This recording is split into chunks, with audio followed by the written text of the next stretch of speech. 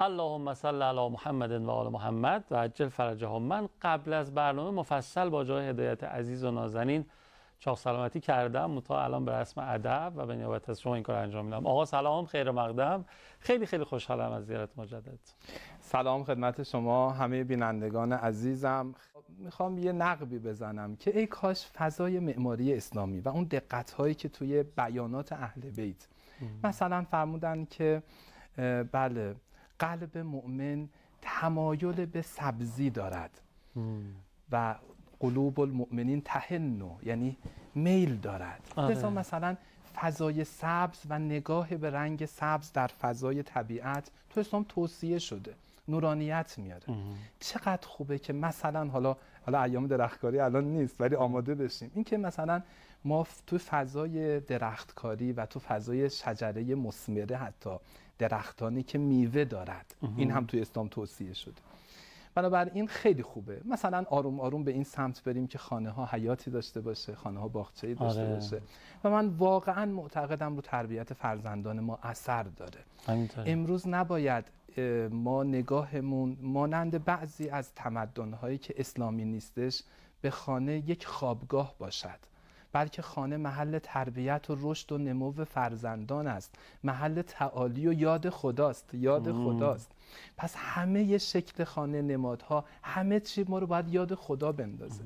اگر توی قرآن داریم که به آسمان نگاه بکنید، من اینجوری که یادم بیش از 100 آیه قرآن درباره اینه که به آسمان نگاه بکنید، به زمین نگاه بکنید، به شتر نگاه بکنید. وقتی اینجوری خب بچه ما الان نمیبینه اصلا. شما ببینید الان فضای آپارتمانی کوچک آسمانی میتونن ببینن، افقی میتونن ببینن. خب اینها توی قرآن بیانگر یاد خداست. نگاه به آسمان، نگاه به طلوع و غروب خورشید.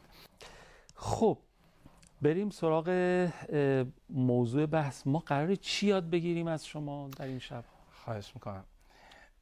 سعی میکنم از ابتدای یک بنیاد اعتقادی شروع بکنم، به محور دین یعنی امامت و ولایت برسیم و کارکرد اصلی امامت و ولایت یعنی حرکت جمعی به سمت خداوند متعال و از اون طرف مبارزه با همه موانعی که اجازه نمیده ما راحت با خدا ملاقات بکنیم رو صحبت بکنیم. این یه بسته کامل. توی اینجا اصلا دنبال این نیستیم که آنچه که الان روی کرده که مخاطبین الان دارن رو هی سعی بکنیم اون رو حفظ بکنیم. شاید یه جای کار لازم باشه یه مقداری روی کردمون رو نسبت به جریان توحید عوض بکنیم. لذا خواهش میکنم که این موضوع رو آماده باشن و دقیق گوش بدن و اینکه شاید هم لازم باشه که مخاطبین هم با ما ارتباط داشته باشن. من این خواهش رو دارم، حالا حتما تهیه کننده بله. این فضا رو ایجاد میکنن که حتما مخاطبین صحبت بکنن، پیام بدن و حتما ما تو برنامه پیامشون رو بخونیم. به شدت آماده این صحنه هم هست. ما سامان پیام کوتاه داریم، زیرنویس میشه در خلال برنامه، همین الان هم داره همین کار اتفاق میفته. رابطه عمومی داریم 162 رابطه عمومی خود شبکه هم هست. از همه این طریق‌ها میتونن اعلام نظر بکنن و سوالی الحمدلله من در خدمتم. مخلصیم، ما در خدمتیم. از هر جا صلاح میدونین شروع بفرمایید، بعد اگر اجازه دادین سوالی برام پیش اومد. خیلی خوب. با توجه به اینکه موضوع اصلی بحث ما همونجوری که گفتم محور امامت هستش، امام حق و امام باطل همیشه اینها روبروی هم بودن از ابتدای خلقت آدم. ببینید من تا گفتم ابتدای خلقت آدم اولین نزاع بین کی اتفاق افتاد؟ هابیل و قابیل. یه تصوری هست که مثلا میگن این نزاع به خاطر حالا یه مسئله ظاهری رو بیان میکنن، حسادت.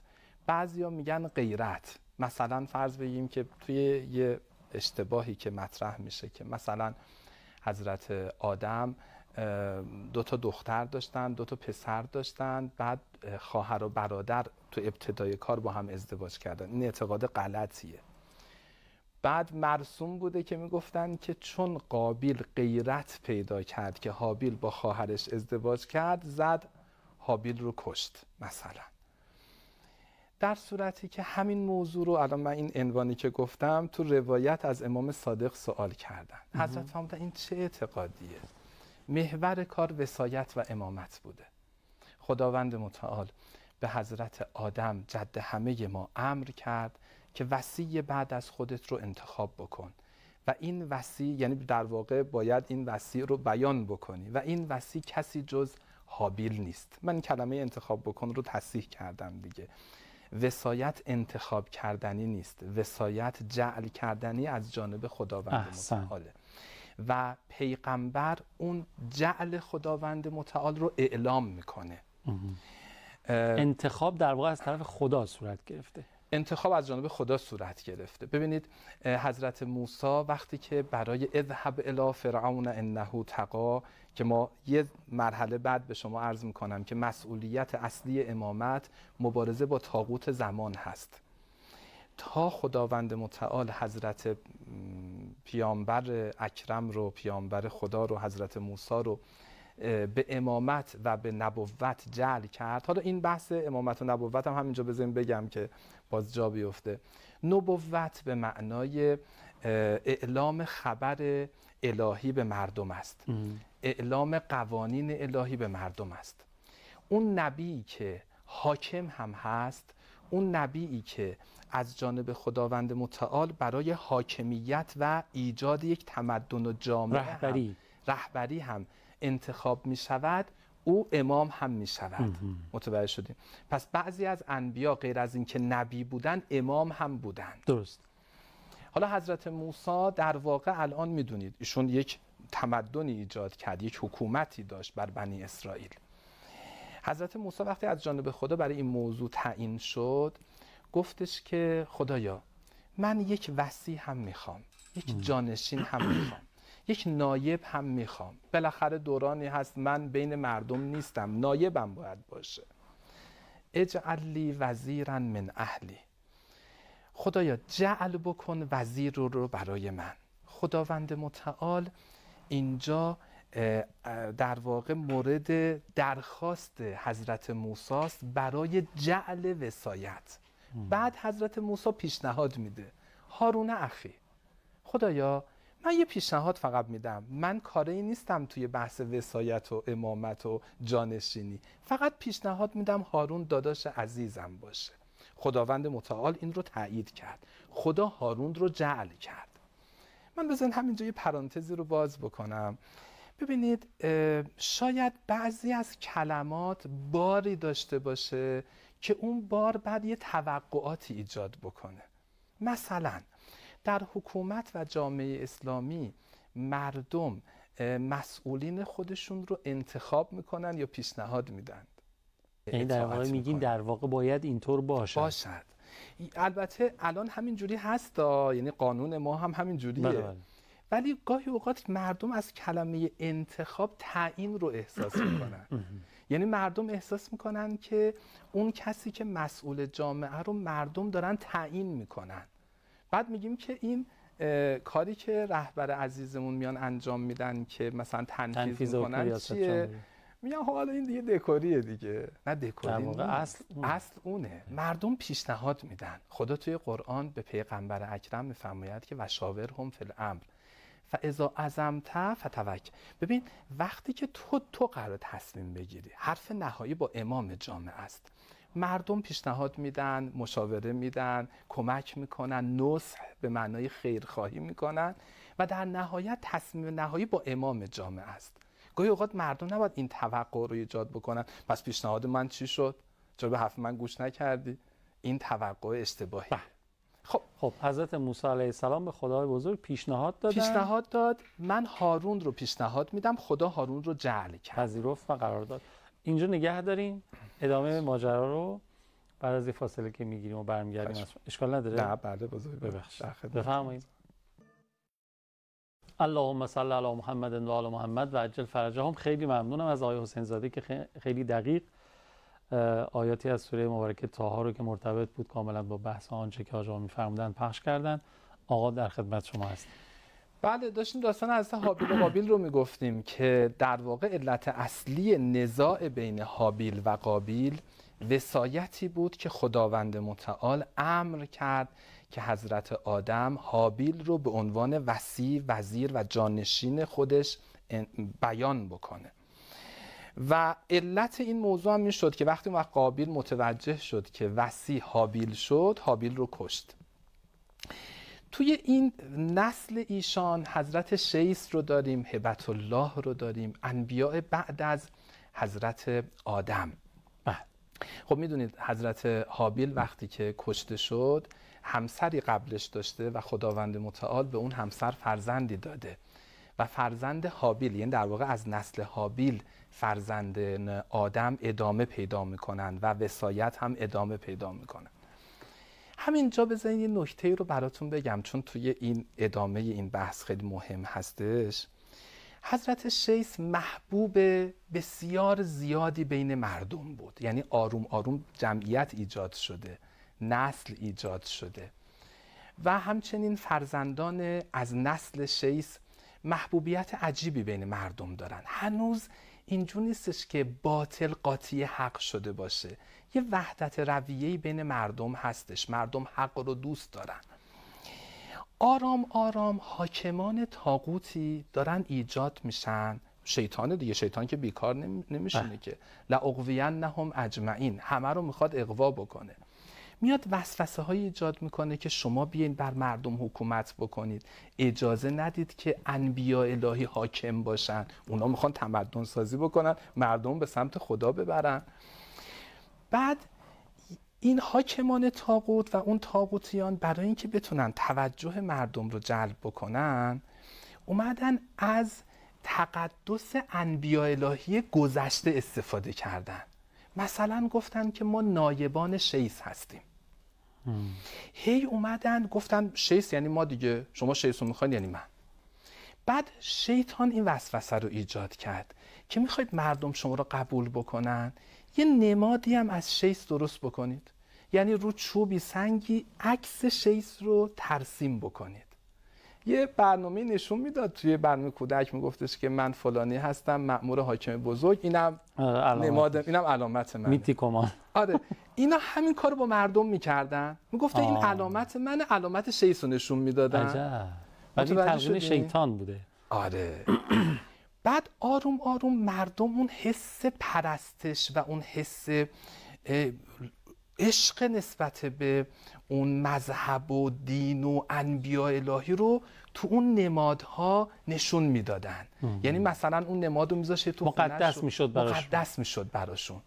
آروم آروم حواسشون پرت میشد که اون حاکمان طاغوت اتفاقا دنبال این بودن که مردم رو سرگرم این نماده بکنن، خودشون بر مردم حکم فرمایی بکنن و اتفاقا قوانین غلط رو به اسم منم مأمور شیث و اینها به خورد مردم بدند.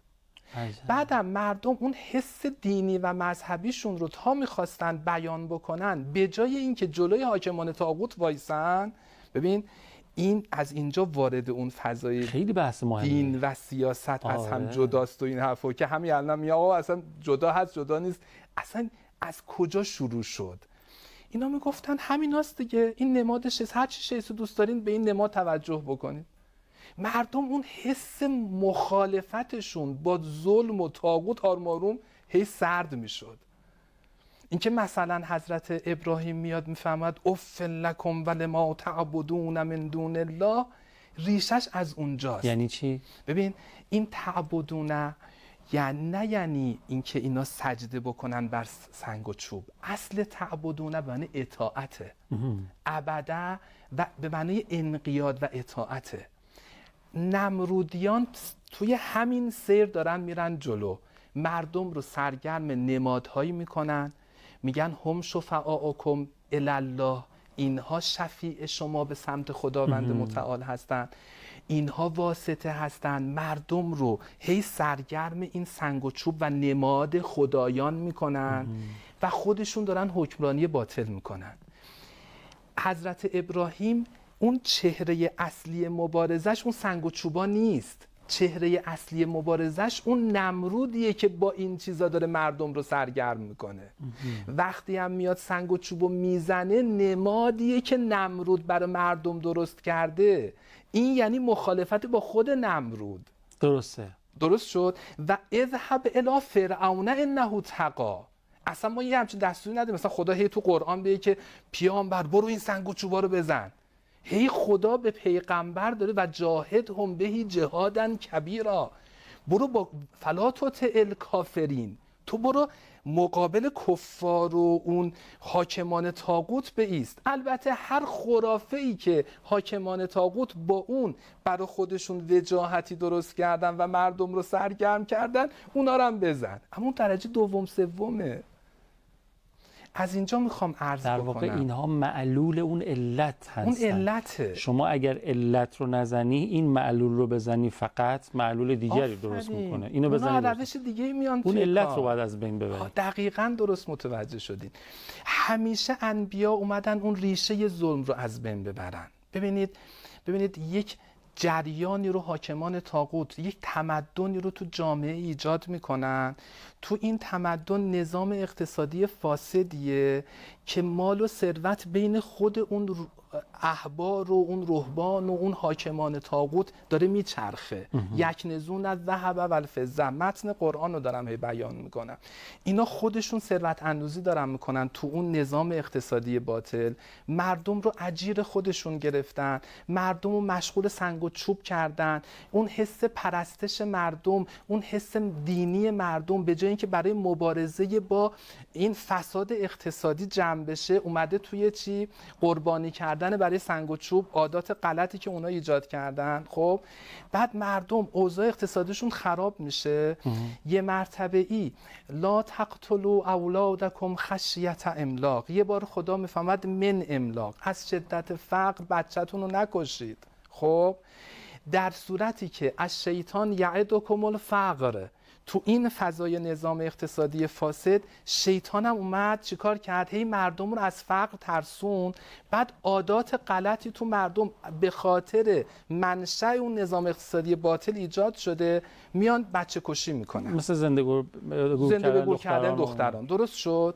بعد ما به اشتباه تصور میکنیم پیغمبر اومد صرفاً جلوی زنده به گور کردن دختران رو بگیره. هی اینو داریم بولدش میکنیم.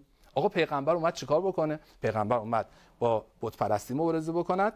این دختران رو که داشتن زنده به گور میکردن اومد جلوشون رو گرفت، گفت چرا این دخترتون زنده به گور میکنید؟ عزیز دلم، پیغمبر وقتی اون حاکم طاغوت رو بزنه، تمدن اسلامی رو ایجاد بکنه، نظام اقتصادی درست بشه، باور کن همون آدمی که به اشتباه از ترس فقر تو اون نظام غلط بچه‌شو زنده به گور میکرد، الان عاشقانه داره با پیغمبر دینداری میکنه. این کار انبیا بود. ما مواظب باشیم سرشاخه ها رو این شاید این نوع نگرش هم دست این بعضی از جریان های طاغوت باشه که هی توجه دینی بچه های ما رو بردن توی اون معلول ها و هیچ وقت اجازه ندادن ما به بچه هامون در کتاب های دینی این موضوع رو هی بیان بکنیم که اصل آمدن انبیا و حاکمیت انبیا برای مبارزه با طاغوت بود. بعدش این سوالی حتما مطرح میشه که خب الان مثلا مرگ بر طاغوت گفتن آیا جزء دین ما هست یا دین ما نیست؟ بیایم راجع به موضوع صحبت بکنیم. یه خیلی چیزا داره تو ذهنم میاد. حالا که الان اخیراً یه شجره ملعونه داریم، شجره خبیثه، متن قرآن، یه شجره طیبه. میگم که اگه ریشه این شجره زده نشه، هی ما داریم شاخه‌هاشو میزنیم در طول تاریخ. همینه که تا الان اینقدر بدبختی بشر داره میکشه دیگه، تا همین امروز هم که داریم خبراشو میشنویم.